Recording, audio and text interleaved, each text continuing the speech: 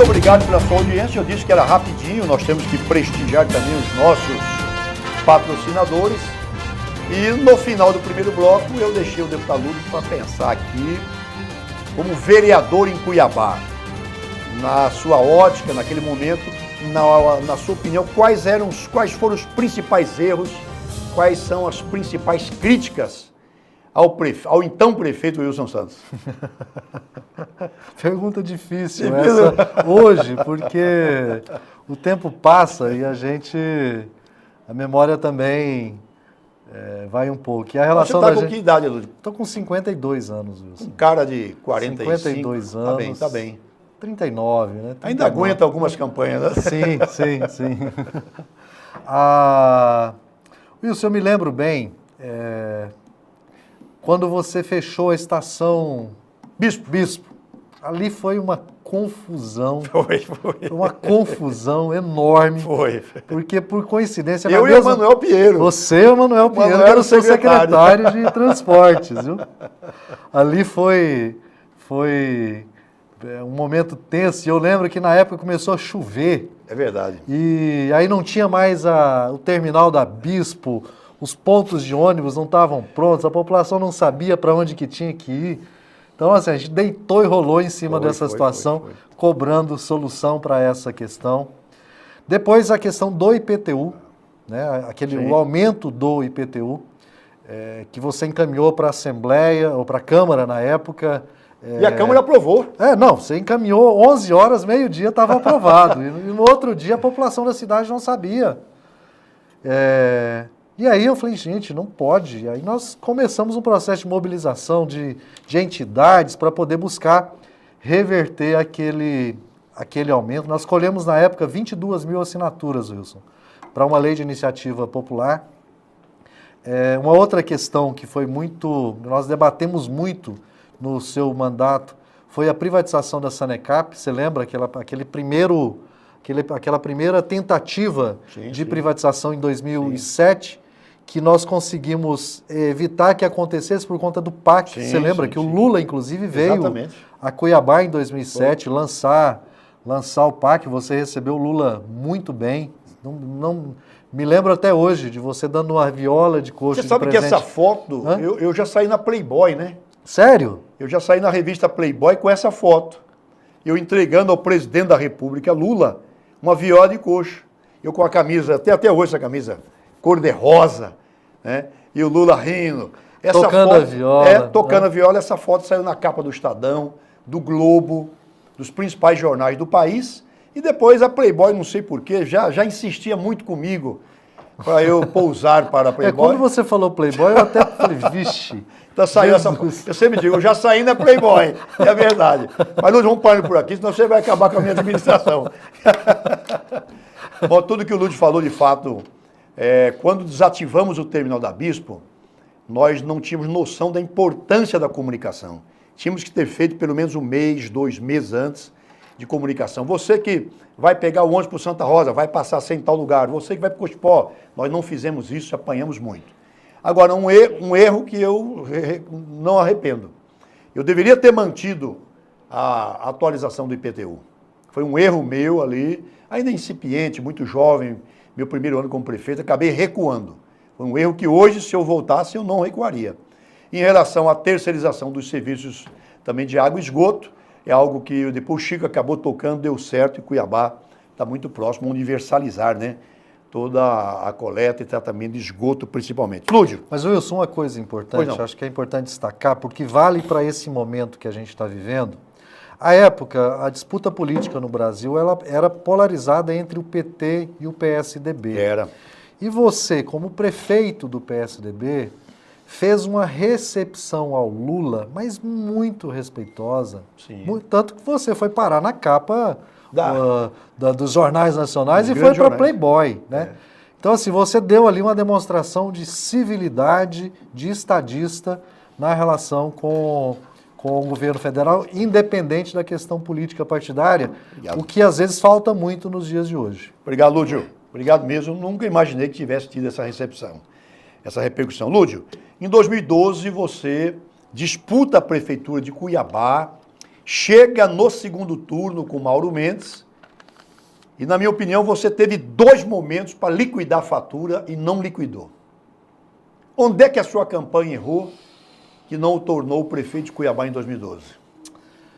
Wilson, eu comecei a campanha com 4% nas pesquisas de intenção. Quando eu falava que eu queria ser candidato a prefeito, as pessoas, os jornalistas ali na Câmara, que cobriam a Câmara, falavam: Lúdio, mas você é minoria no PT, você vai ter dificuldade para aprovar o seu nome no PT. Vereador, é muito difícil você de vereador já disputar a prefeitura. Petista, médico de saúde pública, de posto de saúde sem dinheiro. Como que você vai disputar uma eleição e enfrentar um empresário bem-sucedido, milionário e que era favorito nas pesquisas de intenção de voto antes da campanha começar com 60%? Eu falei: olha, eu quero apresentar um programa para a cidade. Eu aprendi durante 8 anos como vereador, conheço a cidade, estudei bastante, acho que posso dar uma boa contribuição para o debate da cidade, e ganhar a eleição é consequência. E nós temos uma campanha assim belíssima, porque eu saí de 4%, terminamos a eleição no primeiro turno, o Mauro com 43% e eu com 42%. Aí eu te destaco o primeiro erro nosso, de acreditar, porque as pesquisas apontavam nos últimos dias que nós iríamos ganhar a eleição no primeiro turno. Não sei se você lembra, a pesquisa que dava... Lembro, sim. O Ibope deu 50% para mim e 40% para o Mauro. Sim. Então, nos últimos dias, nós estávamos acreditando que iríamos ganhar a eleição no primeiro turno. E aí afrouxou a campanha?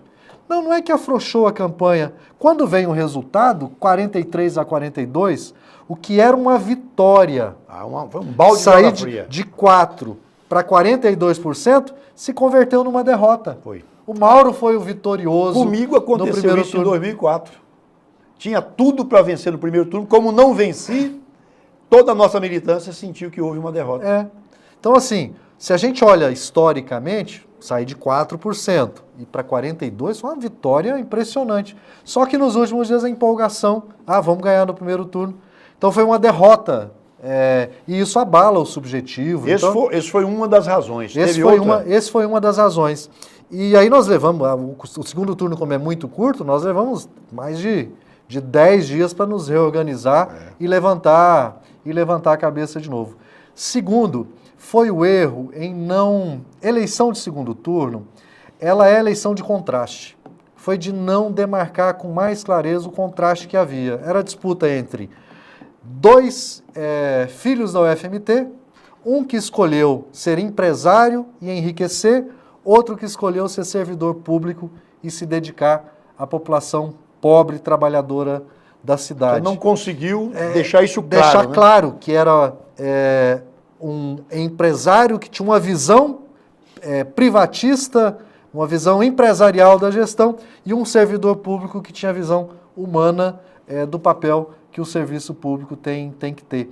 Aí foi a comunicação sua que falhou. Aí foi a comunicação que... Mas em 2014, você volta à cena, você volta à rinha, empurrado pelo seu partido, por uma aliança, você disputa agora o governo do Estado em 2014 contra um fenômeno popular que havia prendido João Arcanjo e que era um dos mais iluminados senadores da República, gozando de um prestígio inabalável.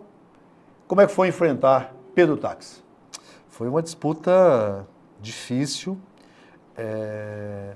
Em 2014, a Dilma iria disputar a reeleição e era necessário se organizar um palanque em Mato Grosso para a defesa da reeleição da Dilma. O Pedro era o favorito naquela eleição, tinha conseguido construir uma articulação importante para aquela disputa, inclusive com o setor que já detinha e hoje detém mais ainda o poder político no Estado, que é o agronegócio, o poder econômico.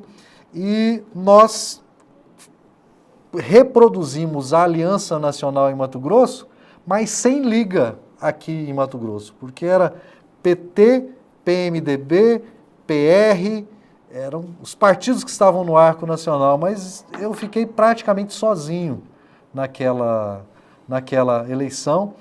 O MDB me apoiava, tinha um governador já com desgaste, que era o Silval naquele período.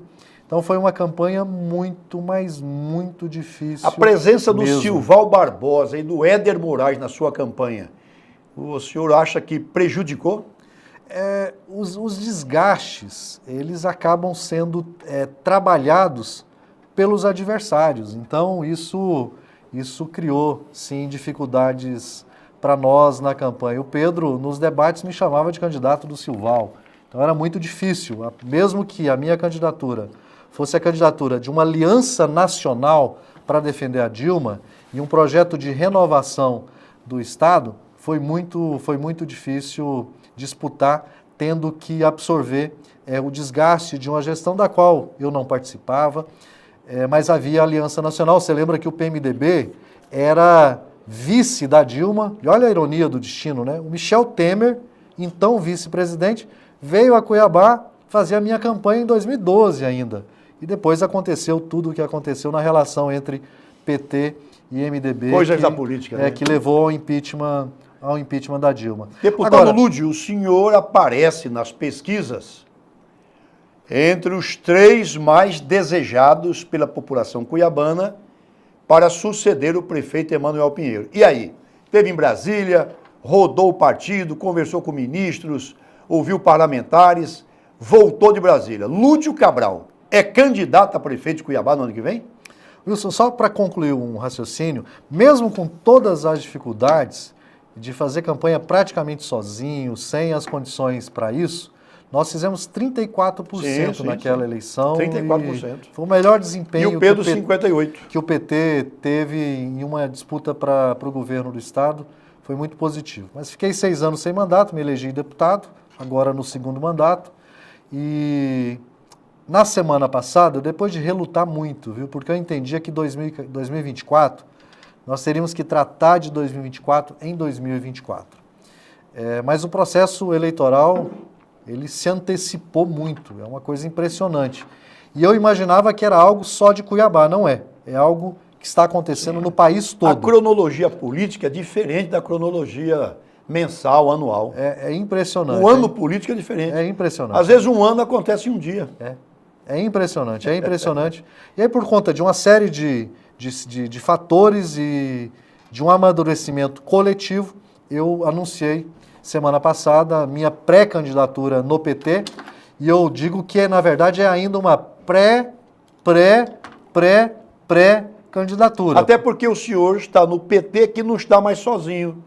O PT está dentro de uma federação, onde tem no PV o vice-prefeito Estopa, que já anunciou também que é candidato a prefeito. Como é que vai resolver esse rolo? É uma equação quântica que terá que encontrar uma solução. Bom, no PT, hoje, além do meu nome, há o nome da colega Rosa Neide, que foi deputada federal, teve um mandato qualificadíssimo. Muito bom, muito bom. Uma votação expressiva nas eleições de 2022. No PT, nós temos que, primeiro, tomar a decisão interna no PT, e nós vamos buscar tomar essa decisão com consenso, com unidade, sem disputa. Passo seguinte, federação, e aí, essa equação, eu sinceramente não sei ainda qual a resposta que vamos encontrar para ela, porque é um projeto de mudança de oposição no PT, à atual administração, e é um projeto de continuidade, legítimo, representado pelo atual vice-prefeito, e inclusive o próprio prefeito tem o direito de ter uma candidatura. Sim, e vai ter. Que defenda a gestão, claro, que defenda a gestão dele. O problema é que a federação, com 3 partidos, só cabe uma candidatura, só cabe um projeto, e não há ainda os critérios objetivos definidos para que essa definição aconteça, porque é a primeira eleição municipal com a existência desse instituto chamado Federação Partidária. Mas na federação cabem 2 candidaturas, uma prefeito e uma vice. Isso. O senhor aceitaria a Estopa como seu vice? Wilson, na verdade, os partidos vão ter que abrir esse diálogo. Não cabe a mim querer posicionar. Mas o senhor não tem veto uma possibilidade dessa? Eu acredito que a federação precisa tomar uma posição, definir que projeto irá defender, porque para além dos nomes, a questão central é nós vamos apresentar para Cuiabá um projeto de mudança, um projeto em oposição à atual administração da cidade. Ou de continuidade. Ou de continuidade. Para mim, essa é a questão central, independente de quem venha a ser o nome. Agora, Eu acho que a presença do Estopa na sua chapa só teria sentido... mandaria um recado de continuidade. De continuidade. Só teria sentido a candidatura do Lúdio se for para apresentar um projeto de mudança, assim como só tem sentido uma candidatura do Estopa se for para apresentar um projeto de continuidade. Então, eu não consigo enxergar essa conciliação nesses termos. Até porque nós temos que dar à população opções de escolha. Como é uma eleição de 2 turnos, seria muito interessante que todos aqueles que hoje se apresentam como pré-candidatos tenham o direito de postular a candidatura, de ter a candidatura aprovada, e a população mais sábia, mais inteligente do que todos nós, escolher quem vai para o segundo turno e depois escolher quem irá governar a cidade. Ok, nós vamos para o nosso último intervalo comercial e eu te convido a continuar aqui. Você está ouvindo, assistindo um pré-candidato a prefeito com grande potencial de chegar ao segundo turno e também com potencial para ser o próximo prefeito da capital. E eu vou deixar ao deputado Lúdio Cabral a pergunta: como o senhor avalia a gestão Emanuel Pinheiro? Então, te aguardo aqui na volta.